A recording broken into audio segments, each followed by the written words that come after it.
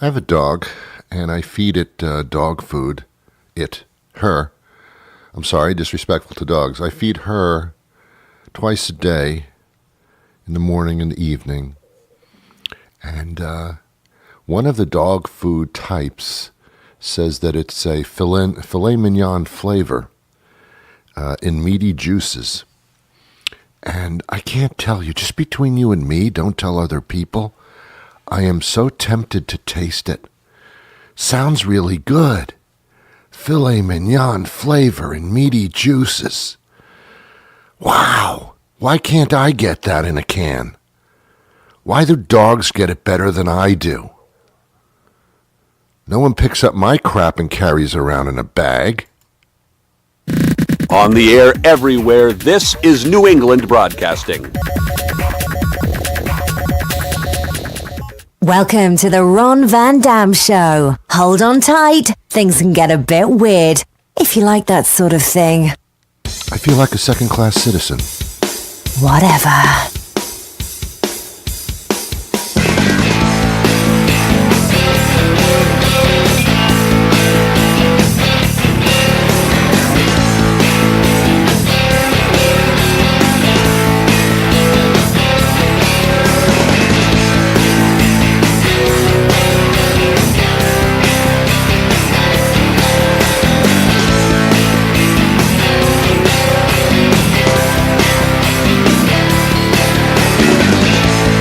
Good morning. Good morning, good afternoon, good evening, good night. It's the Ron Van Dam Show. Thank you.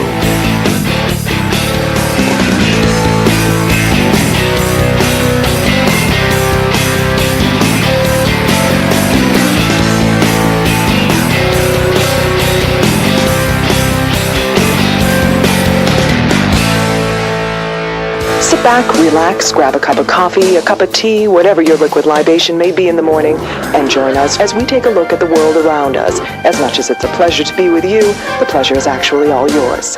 And now, here's your host, Ron Van Dam. Thank you very much. Thank you very much. Thank you.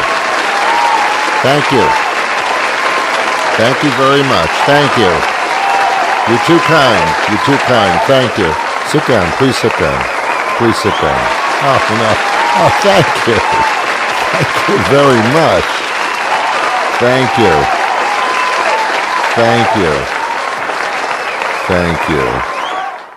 you. Shut up! Yeah. Welcome to the program. I am Ron Van Dam. I do this every single weekday for almost 3 decades now. Ron, you don't sound like you're that old. I'm not. I'm making it up. No, I have been doing this for 30 years. And it seems like only yesterday that I had dinner. And it was. I had dinner last night. I love my dog. I've been with a lot of people in my life, and none of them sit in my lap. None of them sit in my lap.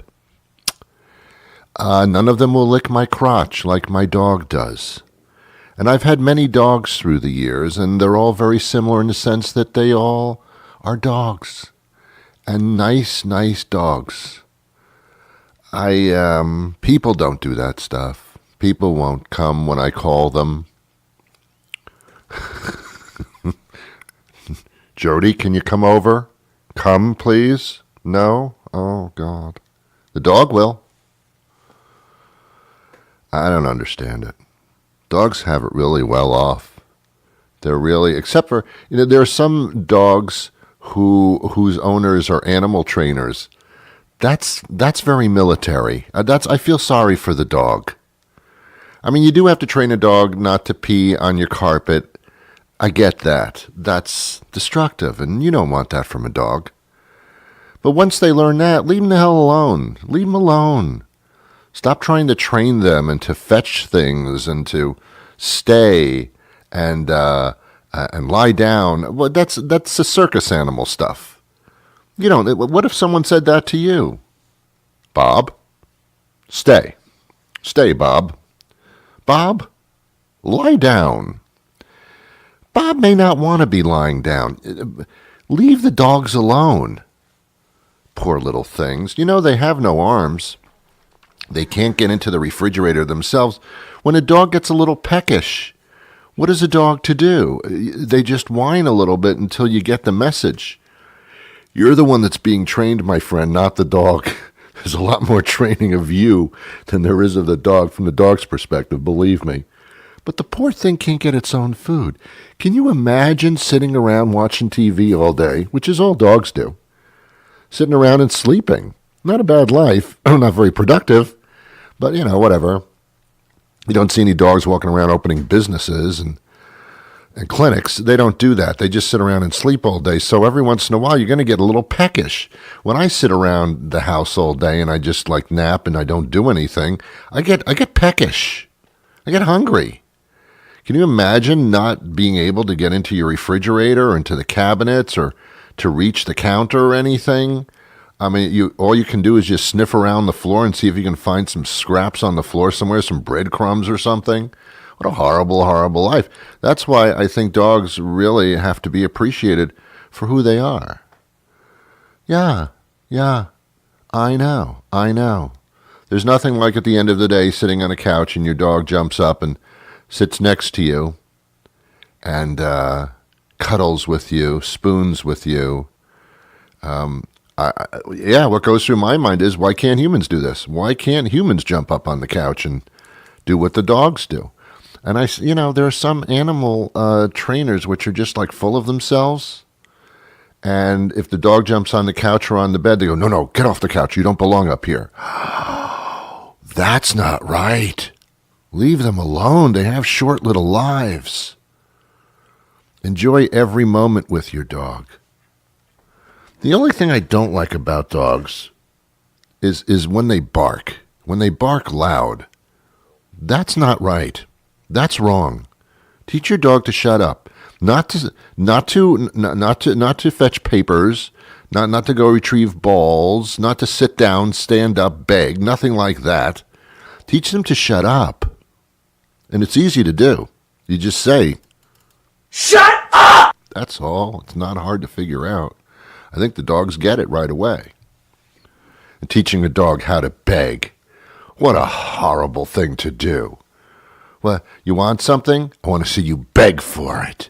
I want you to beg unto me. Oh, that's awful. Please, we've got to treat animals differently. We treat humans like crap. We do. These days we do. That's because we got a piece of crap in the White House. Oh, Ron, do you have to go there? Yeah, and stop talking to yourself constantly. I just don't like him. I don't like him. If I was a Republican and I believed in all the Republican policies, I still wouldn't like this guy. This guy's a narcissist, a horrible human being, the lowest of the low. Will kill everyone in order to protect himself. Only deals with those that are loyal to him. Beyond that, he will destroy them. This is not a good human being. This is like someone who's directly on the payroll in hell. And this guy is president. I know. You didn't have any choices. I get it. I understand. All your choices came from hell for some reason. Yeah, I know. I get it. But still, and it was an honest mistake. What did you know? I mean, the guy sold you snake oil and, you bought it. So, we all make mistakes. I get it. This one is you were paying big time for it. But here's what I don't understand about our democracy when all of us are supposed to have a hand in this democracy. We run our own country, so to speak. And then you got this I'm not going to call him a douchebag because douchebags should be treated better than that. No, he should be removed. And then this Pence guy would be president. Now, I don't care for Pence either, but at least the guy's got some morals. He seems like he's understands what, family is, that the country is a family, not just his. I'm going to give him more credit than I would this Trump guy. So why don't we just change it up? Why don't you say to Republicans, hey, look, here's the deal. Let's get Trump out of here. Let Pence do your thing. And we're good. We're good. And we'll just continue accordingly. No change of people. Just stay within your own party. The next guy down the line gets it.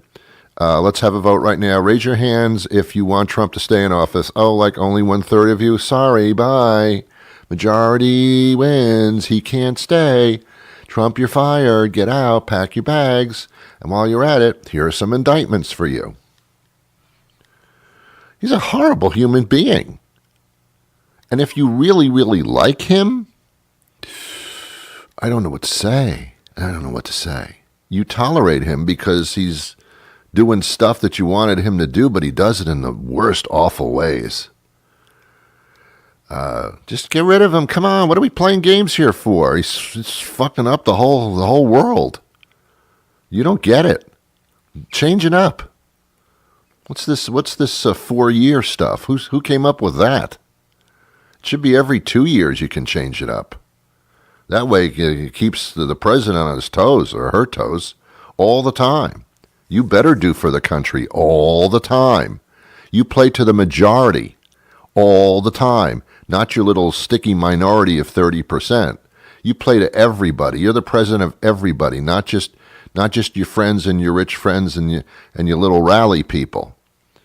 I mean, you don't get it, man. You don't get it, Trumpo. So get out of here. Just move along. Switch to the side. Go back, build your buildings. 30% of them will probably stay in your buildings. The other 70% will probably want to burn them down, but hey, whatever.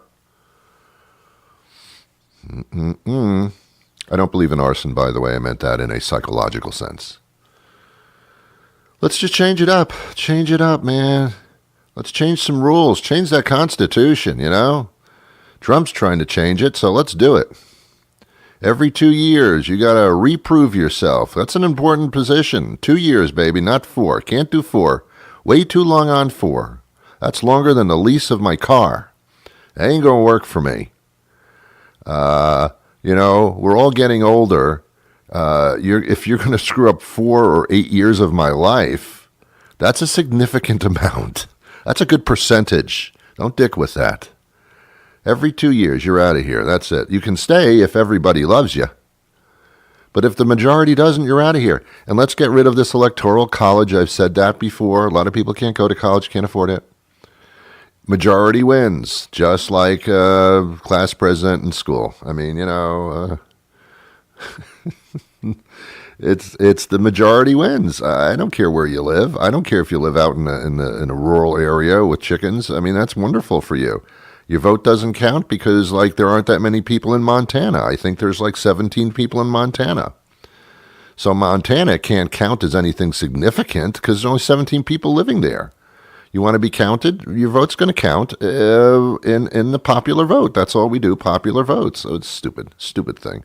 I don't know how we got to this. I don't know. Was it Hamilton? Was it that stupid play that started all of this?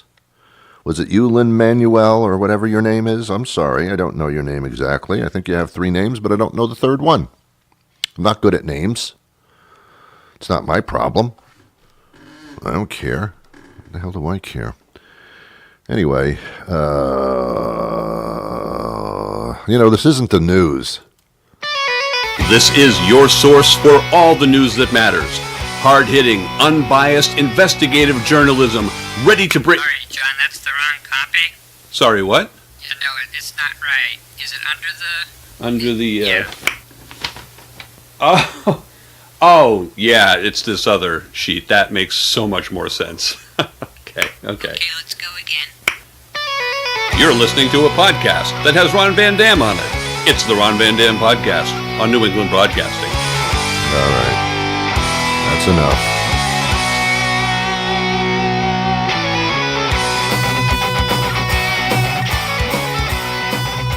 That's enough. By the way, we're not just a podcast. We're also a dinner mint. We also appear on syndicated radio stations across the country. Thank you. Often it feels like they're dropping like flies, but that's besides the point. Because I don't do a normal show, you see. This isn't a normal show. I don't play music. I don't interview guests from politics and things like that. This isn't normal. This is just not normal. This is wrong. This is just wrong. It's just totally wrong. By the way, a lot of people say, Ron, how can I get in touch with you? And the answer is you can't. You can't. You can't do it. There's no way. No way. You can try to no avail. But, I mean, if you got the time, go for it. I might respond by saying, thanks for contacting me. Thank you. That's all. That's pretty much it. I don't engage in this stuff. I don't go on Twitter and all that kind of stuff and argue with people that I can't even see or don't even know. I don't waste my time arguing with people that have absolutely no consequence to me whatsoever. I learned that at a very young age. Very young. In the womb, I learned that. I was having conflict with my mother. I wasn't happy with the way she was carrying me. And as a result, I gave her gas. And I did it on purpose. When she was digesting the food, I was just punching around the uterus there and making sure that she was uncomfortable. That's how I got back at her. I wouldn't say I was vindictive or anything. It was just there was nothing else to do in there. It was dark, couldn't read any books, didn't even have any eyes really at that point. So what are you going to do but kick around and just kind of feel out the room? That's what I did. And then when I was born, I didn't care for that delivery room too much, so I started screaming at the top of my lungs. And the doctor slapped me in order to make me breathe properly, but apparently all the nurses in the room also slapped me just out of spite. I guess that's the one time you can get away with it. Did you just slap that baby? Yes, because it was just born. Oh, okay, I didn't know. That's okay. But once after it's born, you can't slap him anymore. Yeah, right, fine, whatever. Whatever. Yeah, I learned from a very young age that not everybody was good. No. Especially when I started going to nursery school. Those kids were like uncontrollable. Oh, yeah. I was a very smart kid when I was in nursery school. Very, very smart. I knew the alphabet, just not in order. I couldn't sing that song. I said C, B, D, G, F. No, Ron, you got it out of order. What's the difference? I'm naming all the letters. What do you want from me?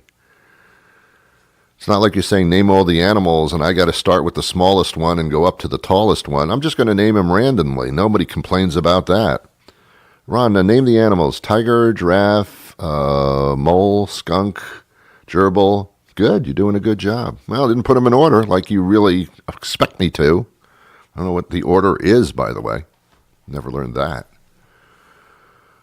School was a horrible, horrible time in my life because I was confined. To me, it was like going to jail. Like I was doing some type of correctional facility time. Yeah. And then if I went home and had to do homework at night, that would be like time off for good behavior. But I was still monitored. I was still on probation. School was horrible. They had this teacher at the front of the room writing stuff on a blackboard and demanding my attention. Like, who do you think you are?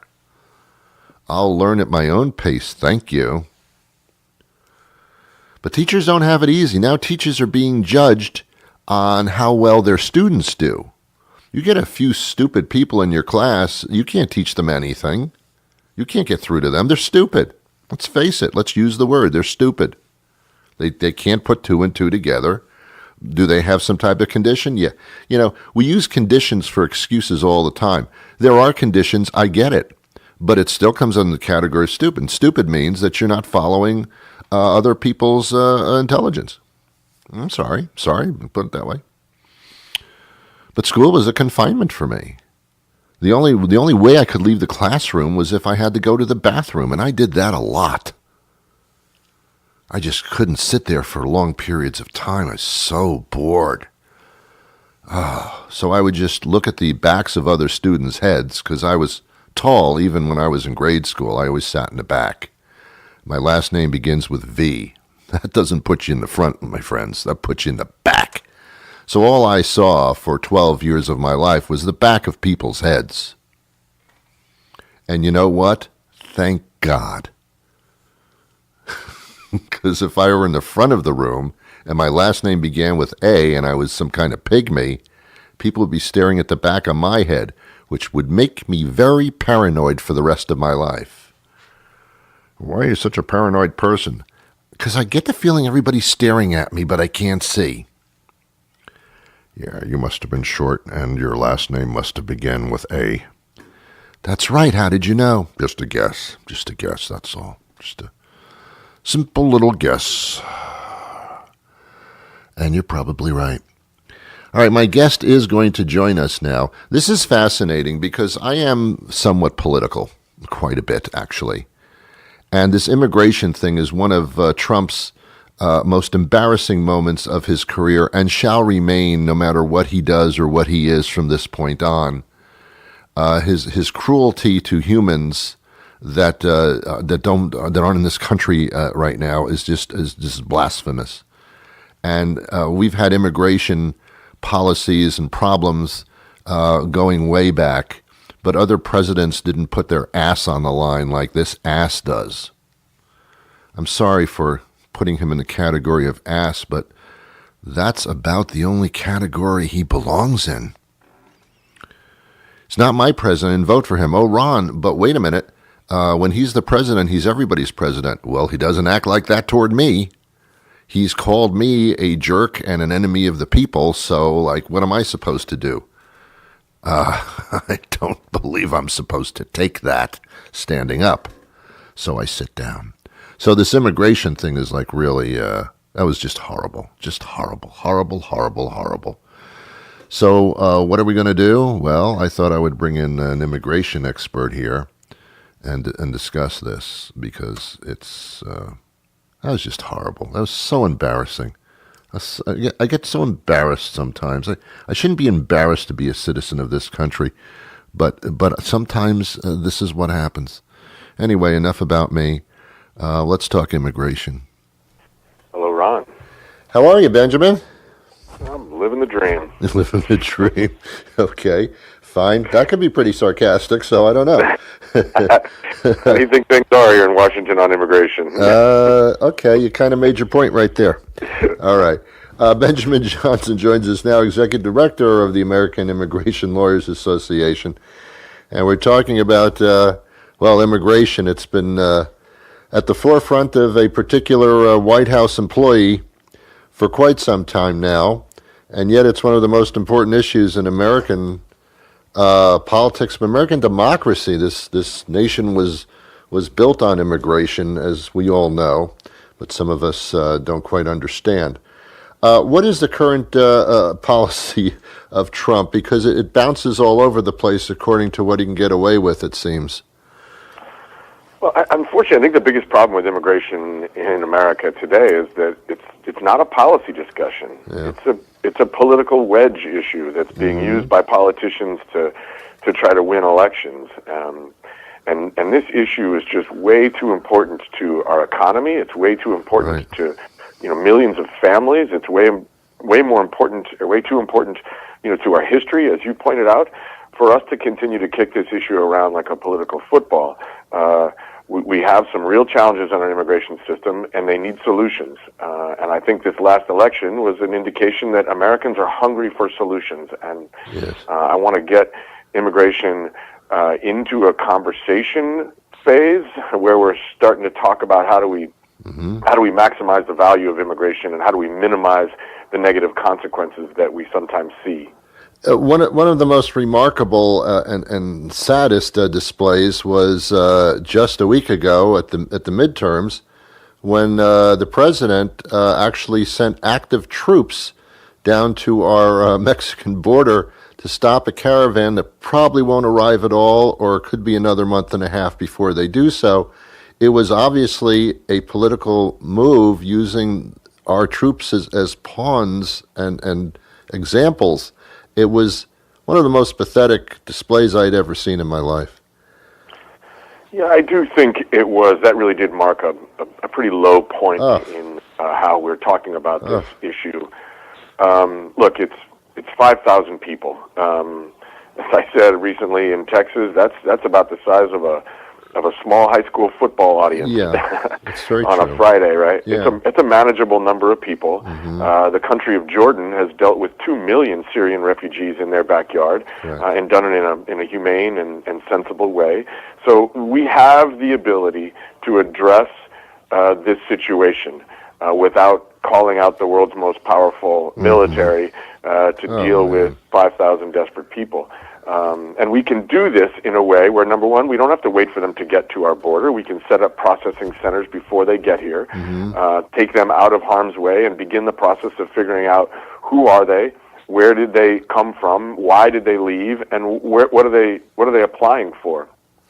Most of them are not going to be eligible, but some of them, because they're coming from the most dangerous place on earth that isn't a war zone, some of them may have an asylum claim, and we have a long, proud history of protecting people from death and persecution, and we ought to exercise those rights and those responsibilities in a humane way. Yeah, I mean it's playing to fear is what it is, because there are many Americans who fear that their country is being overrun by foreigners, people who can't speak English, people who don't quote unquote belong here. And that if that was okay before, now we're full, like in a parking garage, there's no more spaces. I don't know. It seems to be more than a discussion. It seems to be actually somehow a great divide to me. Yeah, it is. I agree with that. I think there's a lot of people that are scared and angry about our inability to enforce immigration law, to have sensible policies that set the terms for admission. They want control. And I think the truth is that we absolutely should have control over immigration in the United States. We should have the amount and the types of immigration that we need to help our economy and support the families that are here. So we shouldn't be ceding control of our immigration system over to anybody. But if we want control of our immigration system, then Congress has to get to work to update it and modernize it, because we have the same immigration rules that existed before we had the internet, before we had cell phones. Correct. And it's not surprising that it is out of touch with our economic reality and the needs of families in communities all across the country. So if Congress could do its job, then I think Americans could have a lot more confidence in the way immigration happens. But part of that is also going to be, we do have to help communities understand the arrival of immigrants. Yes. Part of this is an integration conversation as well as an immigration conversation. In my viewpoint, anybody that lives in an urban area or close to a city understands the benefits, the beauty of multicultural, and people who have never really lived with that before are scared of it. I mean, that's my assessment. I think it's an educational situation, although it's like we just started up this country yesterday. That's the way people somehow approach this thing. I do think the fear comes from the fact that Congress has refused to do its job. Yeah. I mean, it's the same thing Absolutely. I think you see with the healthcare system, Absolutely. right? Once you treat something like a political wedge issue, then you create divides and fear and confusion. Yes. And I think what we need is a lot more leadership and a lot less demagoguery.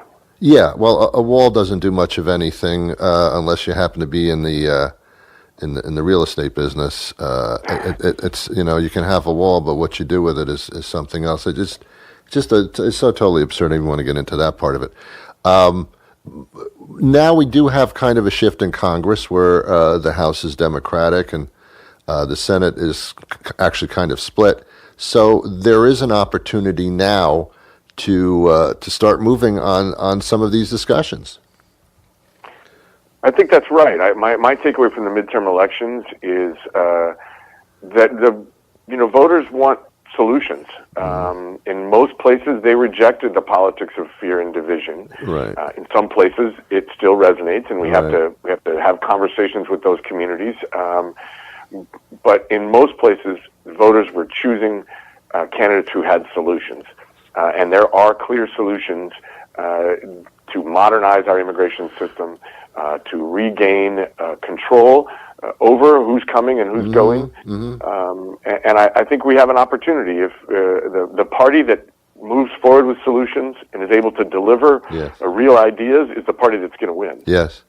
Back, it seems like way back, but back when there was the travel ban that went in and out of the courts, I saw a lot of compassion. I went to the airport. We're out of the Boston area here, this program. Went to the airport, and we saw a slew of immigration attorneys waiting at international arrivals and helping anybody that may have had some type of legal questions or concerns or restrictions or problems. Those lawyers were there out of the kindness of their hearts as a courtesy to help these people into this country, to escort them in and say everything's pretty cool here now. That was very heart-rendering. I enjoyed that. Yeah, I've never been prouder to be part of this community of immigration lawyers who are waking up all day, every day to do work that needs to get done, trying to navigate a system that is completely outdated, but dealing with people who deserve representation, who are filled with hope and opportunity, and really, if we get this right, it will pay huge dividends. Our economy right now, with unemployment rates the way that they are, we're going to get back to an immigration demand to come into the United States to fill those jobs. And if we don't have a system that allows us to meet that demand legally, then you're just going to see more undocumented immigration. You're going to see people trying to come around the system rather than through the system. Right. And I think immigration lawyers have been on the side of saying, absolutely, we should stop illegal immigration, and the best way to do that is to provide legal channels of immigration that make sense. It's very scary for people that are not yet citizens, wondering if there could be a knock at the door, or otherwise facing deportation. It's a horrible, paranoid thing. It's worse than smoking too much pot. I mean, you never know who's behind you or what their intentions are. It's a horrible way to live. And what do these people do? Well, look, I mean, obviously, I think the most important thing that people can do is to get good advice. I think anybody who has questions about their situation when it comes to immigration, there are plenty of immigration lawyers, AILA members that are out there that are willing to talk to them so that they understand what their rights are. They're not getting scammed by somebody who's going to charge them a lot of money to tell them something that's not true. There's safety in information, and so I encourage anybody who has questions about the immigration system to go talk to a lawyer and find out what your rights and your obligations are, and at least be secure in the knowledge of knowing whether you have opportunities. Great. Well, where can we go for more information about this? Yeah, we've got a lot of good information for folks on our website at aila.org, AILA.org. Good places to find help, good places to find information. Well, thank you for what you do and your associates as well. This is very important, and it's a life situation for many people as well, as much as it is for getting conversation going and resolving this in a common sense, decent manner. Thank you so much for your time today. Thank you very much. Okay, Benjamin. Bye-bye. Bye. All right. Pretty good, huh? Yeah, nice. Ladies and gentlemen, I'm out of time for today, but fear not. Fear not. Fear not. I'll be back again tomorrow with a brand new show. I hope you join me then. Until that time, I wish you peace.